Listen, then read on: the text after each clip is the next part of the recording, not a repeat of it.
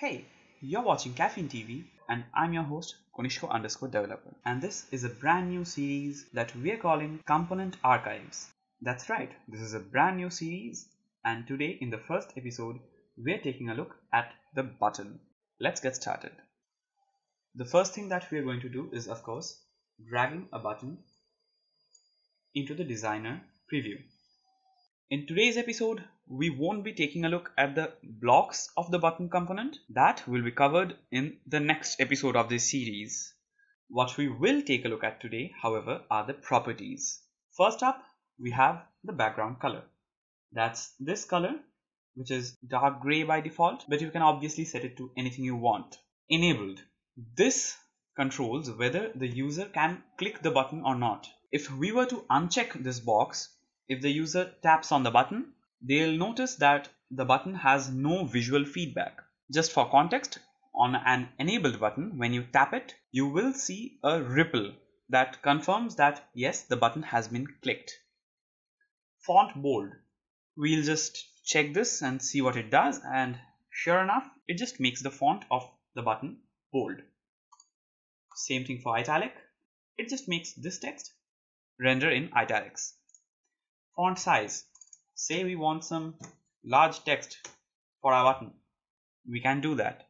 However, we don't want to do that right now, and we'll set this back to 14. Font typeface. Kodular has quite a few built-in fonts, and using this drop-down, you can select any of them. However, notice that Material Icons, Font Awesome and Font Awesome 5 are icon fonts, and they are not to be used to render usual text. So text for button 1 will not render correctly with, say, Material Icons. This will happen. We don't want this to happen, and we'll set this to default right now. Default actually lets the device choose the font, so whatever your system font is will be used for the button. Next up, height. If you remember, in the last episode of Kodular Basics, we set use percentage values by default to true. So when I type in 20 and press enter, you'll see it was interpreted as 20%. However, if for some reason we want 20 pixels, I'll type in 20px and you'll see the button has been resized accordingly. So we'll resize this as well, and you can see that it actually resizes in relation to the screen.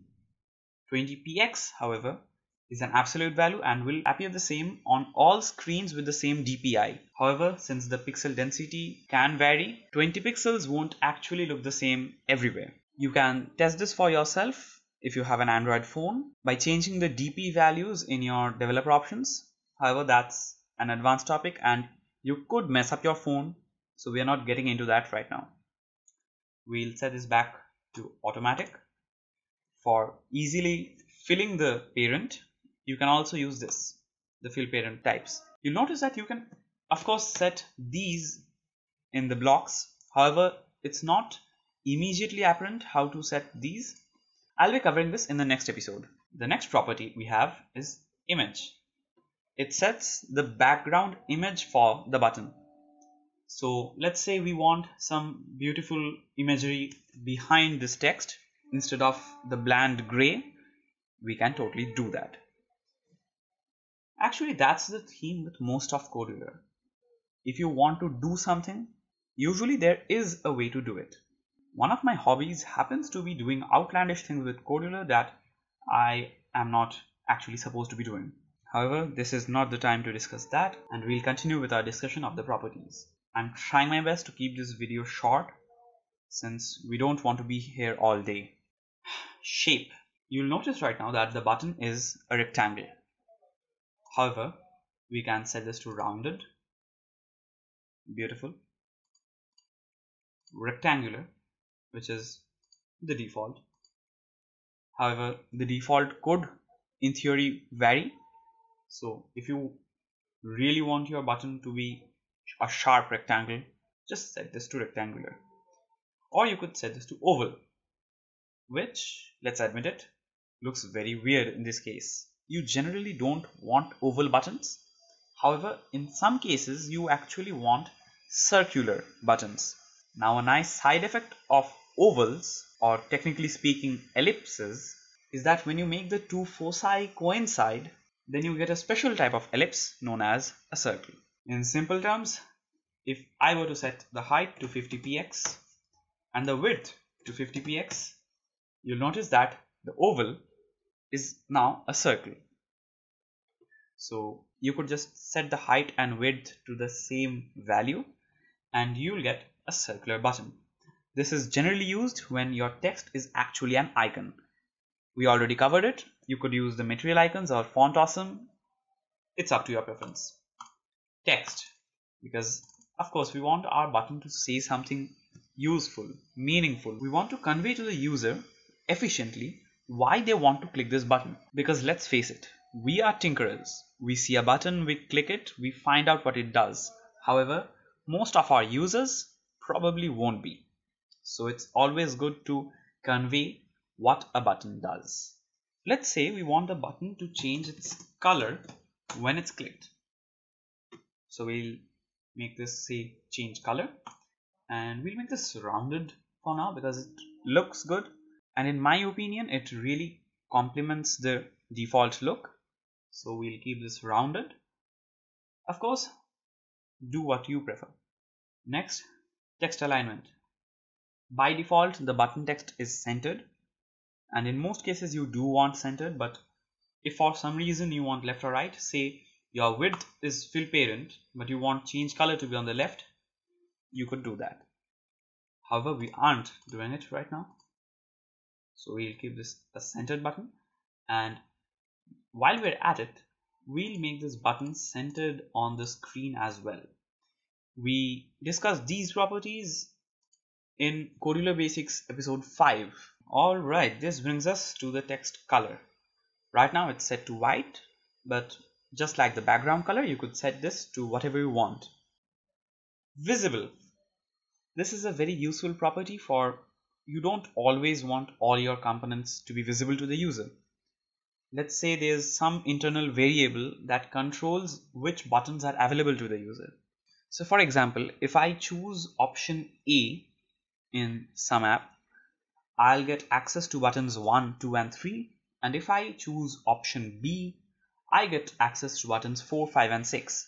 That's totally a thing that could happen, and we'll be using similar logic in many projects, since it's a very common practice to change the user interface according to the context. So clicking a button could disable the button and make it not visible, and make another button visible and enabled.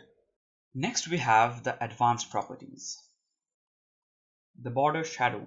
You'll notice that when you run the app on a phone, there will be a small drop down shadow as if the button is elevated from the screen. This makes it a little more obvious to the user that it's a button, since as we are used to in real life, most buttons are not flush with the surface they sit on. However, if you want it flush with the screen, just make this unchecked. We'll leave this at checked right now, like most of the properties which we are leaving at default. Why are we leaving these at default? To make it more exciting when we do get to playing around with these properties. And we will play around with these properties. Font typeface import. Say you have a .ttf file, which is a true type font file, and you want to use it in your app. This is very useful for when you want to use a font that you find online and you think it looks good, since there are many great looking fonts online available for free. Next, HTML format. This lets you use HTML tags to format your text in the button. This is more commonly used when working with labels. However, if you want to do it in your button for some reason, let's say to highlight a word, you could do that. Rotation angle. This does exactly what it sounds like it does. If we set this to 90, you'll see the button is rotated by 90 degrees clockwise. If for some reason you want to do this, you could do this, and yeah, that's the running theme here, isn't it? We'll set this back to 0, and we can do interesting stuff with this. For example, changing it with time, and that could be a fun thing to do, perhaps to prank the user, since that's quite fun actually. Anyway, show feedback. This is what I was talking about towards the beginning about the ripple and the visual feedback. You could just uncheck this and the user wouldn't exactly know if the button is enabled or not. There could be some scenarios where this is useful. You don't want to let the user know that clicking the button is futile. We'll check this again and move on to touch color. This is the color of the ripple you will see. Like all the other colors available on the button, you could also change the touch color, and that actually wraps up all the button properties. In the next episode, we'll be taking a look at the blocks, and what we are most interested in are the event handlers. Will we be able to cover everything related to buttons in the next episode? Of course not. Buttons are one of the primary ways your users are going to interact with your app. However, we will be taking a look at some of the things you can do, and this series is more of video documentation, so you can just refer to this in the future when you want to revisit what a specific property does, or when an event handler is triggered, or what the arguments passed from the event handler actually contain, all that sort of stuff.